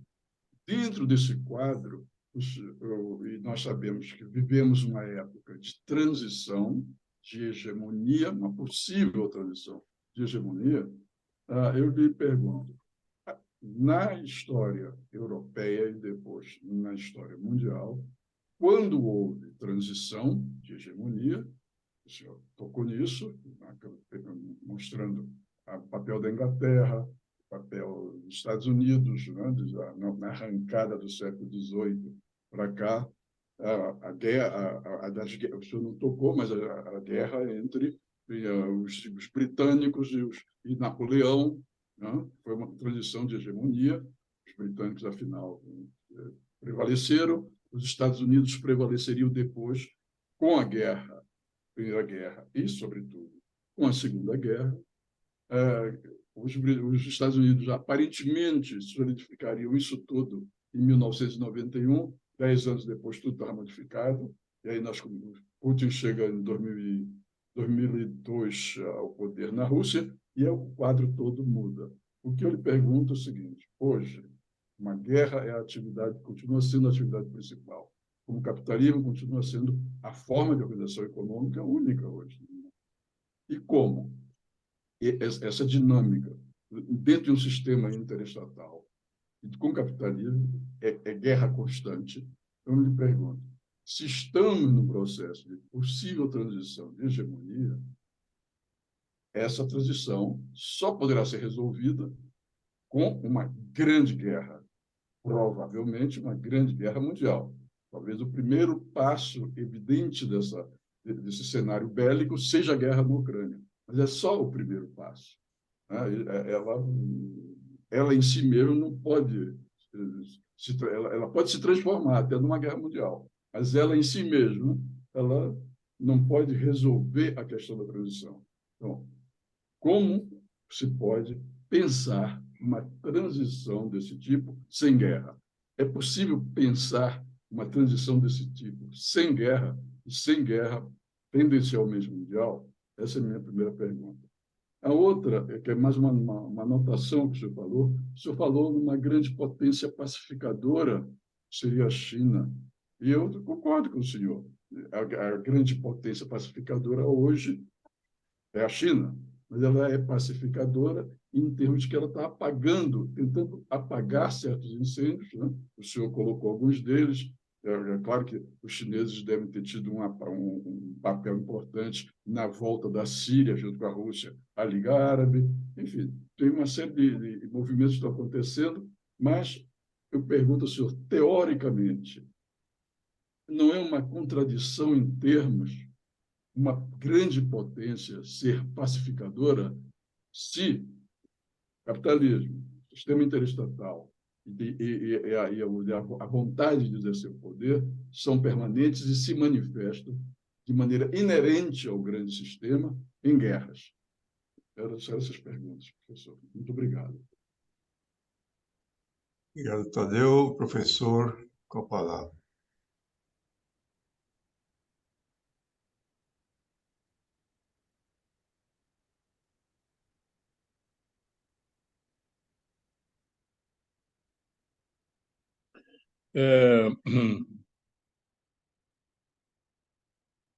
Com relação à observação do Carlos Leitão, eu diria apenas que, por princípio, não existe nada inexorável na história humana. Nem existem becos sem saída, sempre tem uma saída. Outra coisa é nós sabermos qual é a saída, né? Encontrarmos a saída, construir uma saída. O que nós estamos vendo aí é uma situação de enorme complexidade e que está aumentando a complexidade. Ela não está diminuindo, ela está aumentando a cada hora que passa. E, nesse sentido, ela está criando determinações que apontam de forma quase inexorável numa determinada direção, que poderia ser uma guerra nuclear. Mas também você sabe, eu sei, e toda a torcida do Flamengo sabe que uma guerra nuclear poderia ser desagradável não apenas para os que a iniciem, mas para toda a humanidade. E, portanto, tem um certo limite, não é? Uma resistência, o Polanyi falava nisso, uma espécie de resistência da sobrevivência da espécie, né, que bate, né, e isso pode encaminhar em alguma direção. Você veja, juntando alhos com bugalhos, digo bugalhos, os comentários que a gente fez aí, não é? Quem diria que os Estados Unidos sairiam do Afeganistão de forma tão absurdamente vergonhosa como o fizeram 20 anos depois de terem entrado lá? E, ao mesmo tempo, quem diria que, tendo saído de forma tão vergonhosa, no dia seguinte já estavam faceiros iniciando uma nova empreitada?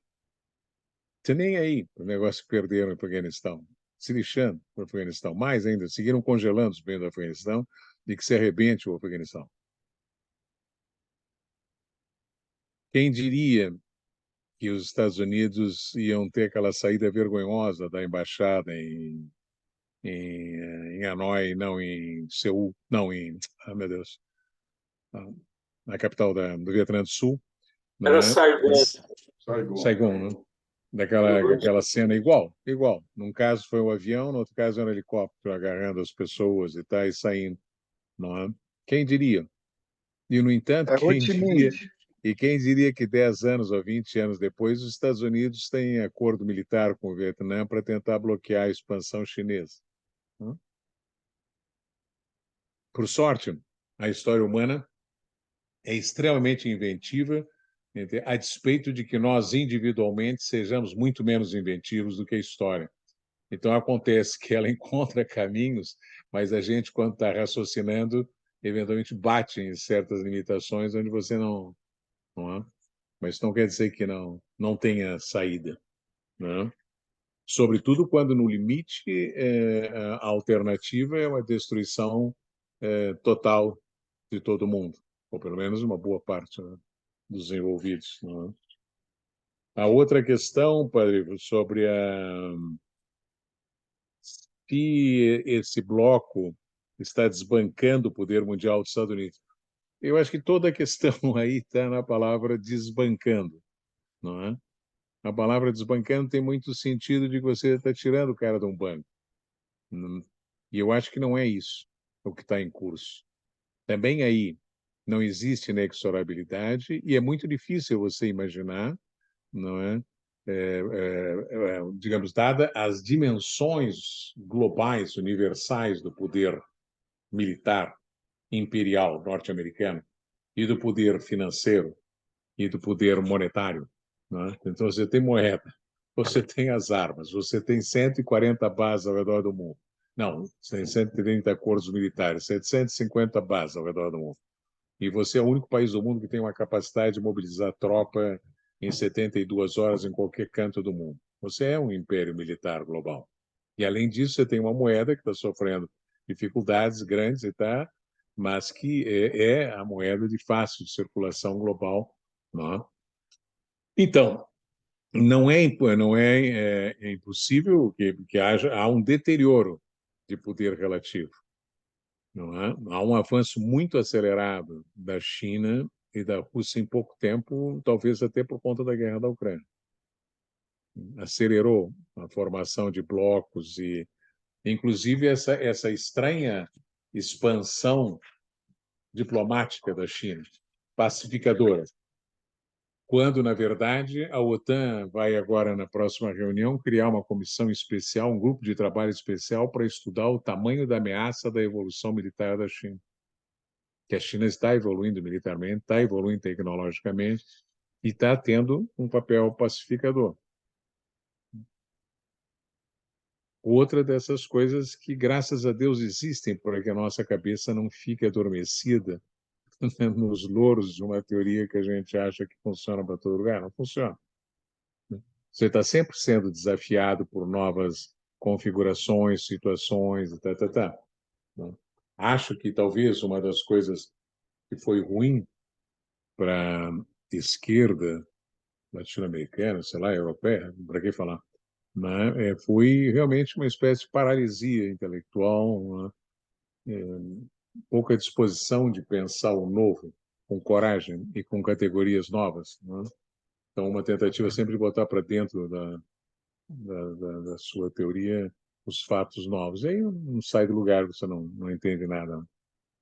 Por exemplo, essa pergunta do Tadeu, não é?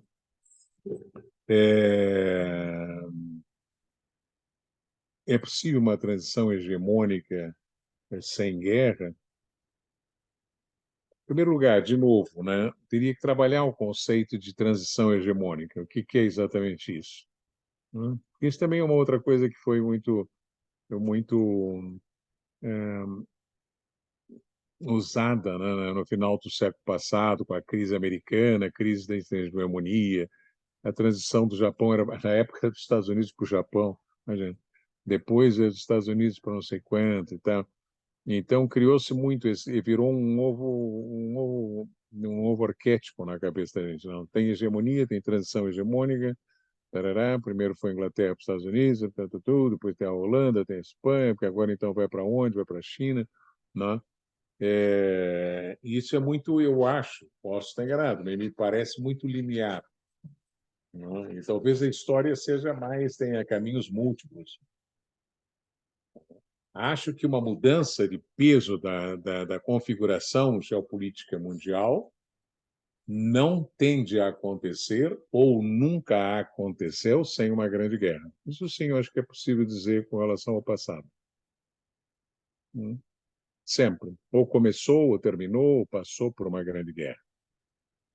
Bom, não é difícil isso, uma vez que esses caras fizeram uma guerra a cada 7 anos. Então, em algum momento, estavam sempre em guerra, não é? Mas, digamos assim, não há dúvida nenhuma que a Guerra dos 7 Anos, no século XVIII, né, foi maior do que a guerra, enfim, envolveu o maior número de países, envolveu consequências no Canadá, na Índia, blá, blá, blá, blá, blá. As guerras bonapartistas envolveram efeitos, blá, blá, blá. É isso aí que o pessoal chama de guerras mundiais ou de guerras hegemônicas. Né? Mas a guerra hegemônica sempre sugere que alguém que está sucedendo o outro está fazendo a guerra para suceder. Não, não é bem assim, porque os Estados Unidos sucederam a Inglaterra e não estavam em guerra contra a Inglaterra. Não? Então, talvez nós tivéssemos que pensar na possibilidade de um mundo com 2 grandes impérios, macro-impérios, ou 3, não? Tá certo? Impérios tipo, digamos, como foi o Império Chinês, que chamava-se Império hierárquico tributário, porque tributava, mas não fazia pouca guerra, mas os pagavam tributos, né? Versus o modelo westfaliano, ou do Império Americano. Não é? Quem sabe? Não, é impossível. Não, não, não. O Império Persa e o Império Romano conviveram durante 400 anos, com guerras aqui, outras ali, inevitáveis, enfim, mas nada que fosse decisivo. Quem liquidou com os dois foram os islâmicos. Os islâmicos, sim, derrotaram os romanos e derrotaram os persas. Mas entre os persas e os romanos, eles conviveram 2 grandes impérios magníficos durante 300 anos, mais ou menos. Não é? Então, não é que a história diga que é impossível, né?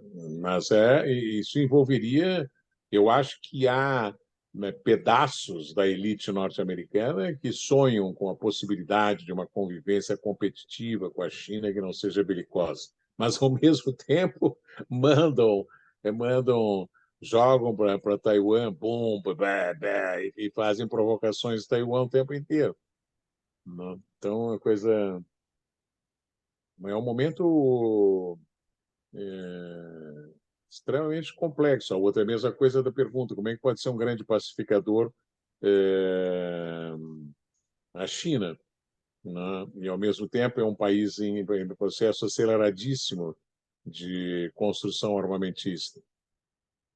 Porque nesse sistema não tem jeito. Né? Você não tem como ser pacificador se você não tiver armas. Ou se você não tiver atrás de você alguém com armas. Então, as pessoas dizem, mais ou menos o que esse rapazola fez com o Papa, uma coisa absolutamente assintosa. Na cara do Papa, dizendo, a gente não precisa de um mediador. Então, para que foi lá? Para fazer encenação, para botar na televisão e daí o Papa caiu na esparrela. Mas por quê? Porque o Papa, como já alguém disse, milhares de pessoas, Bonaparte, não tem canhão nenhum. Quantos canhões tem o Papa? 0. É um cidadão com boa vontade, tá? Que quer intermediar, mas ninguém quer ter que intermediar, então. Muito obrigado, professor. Eu acho que eu vou... Desculpa, só um último comentário. É porque o que vai se configurando, não é? Pode ser, pode não ser, pode ser conflitivo ou não, mas o que está se configurando é o que o pessoal chama de um mundo multipolar. Eu chamei em algum artigo aí, já não me lembro bem, um mundo oligárquico extremamente agressivo. Porque, na verdade, ele não é multipolar. Na verdade, ele é tripolar, quadripolar, enfim, para variar. São sempre as grandes potências, que são 6, 7 no máximo, 2, 3, 4, e o resto. Não é? Agora, nessa configuração que está aí, de fato, são baleias, já não são mais apenas, né, potências. Quer dizer, o mundo russo, o mundo asiático-chinês e o mundo de influência americana são gigantescas baleias, né, que podem ficar se batendo para cá, para lá, para colar. pode ser uma coisa muito instável. Agora, juntando as perguntas de vocês com o Brasil, né, dentro desse mundo instável, mutante, com essas gigantescas baleias, não é fácil de você imaginar qual passa a ser a política externa de um país situado fora do epicentro desses conflitos todos, como é a América do Sul. Não é fácil. Não é? Eu me lembro uma vez, estava jantando, outra vez, eu me lembro em Roma com um diplomata italiano, e eu perguntei para eles, sei lá que ano, isso faz tantos anos, qual era a posição da política externa italiana frente a uma questão lá no Báltico, sei lá onde, né? E aí ele respondeu, falei, Fiora, política externa tem quem pode. A Itália não tem política externa há muito e muito tempo. A gente faz de conta, a gente brinca de diplomacia, mas política externa a gente não tem. Tá certo? Assim, faz uns dias atrás, sei lá, acho que umas semanas, um jornalista me pediu se eu podia fazer uma entrevista sobre o governo Boric, né? Eu não sei, não estou acompanhando o governo Boric, não. Não, mas não, a política externa, olha, amigo, a política externa do governo Boric não tem nenhuma. Nesse mundo que está aí, é um paísinho desse tamanho. Sabe quantos habitantes tem o Chile? Tamanho de São Paulo. Tá certo? Vende cobre, marisco e kiwi, tá pronto, madeira, tá? Celulose.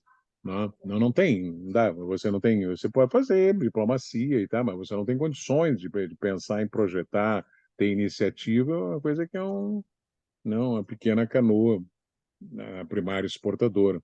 E dependente da China, dos Estados Unidos, quem for que compre lá, tá pronto. É muito difícil você mobilizar esse país, né? Gostado, me passou naquele momento, eu não disse, digo aqui para vocês, tá? É interessante, porque me passou a imagem, né? O Boric me parece um jovem presidente que ficou do tamanho do Chile, enquanto que o Allende era um estadista do tamanho do mundo. O que ele falava repercutia no mundo inteiro. O Boric, o que ele fala, mas não é por culpa dele, é uma boa pessoa, eu não conheço, mas é porque o Chile fez assim porque o mundo... Sabe como é que é? O que diz o presidente do Chile, que não diz tanto faz quanto tanto fez do ponto de vista do que está se disputando no mundo nesse momento. É muito complicado, muito complicado. Muito obrigado, professor. Eu acho que eu vou conseguir expressar o sentimento e o pensamento de todos os presentes e as presentes, dizendo que realmente foi uma palestra maravilhosa, magnífica, que nos provocou, que devemos dizer, foi uma verdadeira aula magna, né, para nós aqui, que somos de diversos meios e de fora da academia, né, e sempre uma ilustração dessas faz um bem imenso, né? Não sabemos como agradecer, né?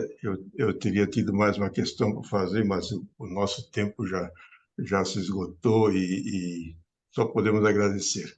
Se eu posso pedir licença, eu gostaria de fazer uma pequena, eu diria até oração. É um pequeno parágrafo da Fratelli Tutti do Papa Francisco, onde ele faz exatamente nessa linha a qual nós estávamos refletindo, uma prece, no número 254. Ele diz assim: peço a Deus que prepare os nossos corações para o encontro com os irmãos, independentemente das diferenças de ideias, língua, cultura, religião, que unja todo o nosso ser com o óleo da sua misericórdia, que cura as feridas dos erros, das incompreensões, das controvérsias. Peço a graça de nos enviar com humildade e mansidão pelos caminhos desafiadores, mas fecundos da busca da paz.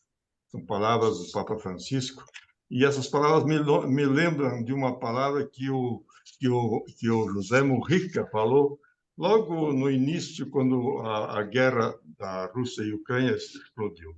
Então, assim, nós parece que estamos voltando à pré-história nessa busca de orçamentos militares absurdos. Parece que estamos voltando à pré-história.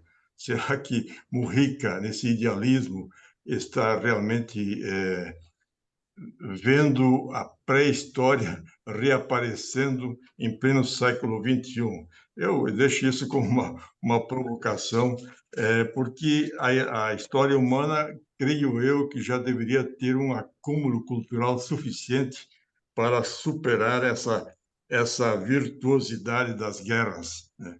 Eu achei genial essa questão que o senhor levantou, apontou na sua análise histórica da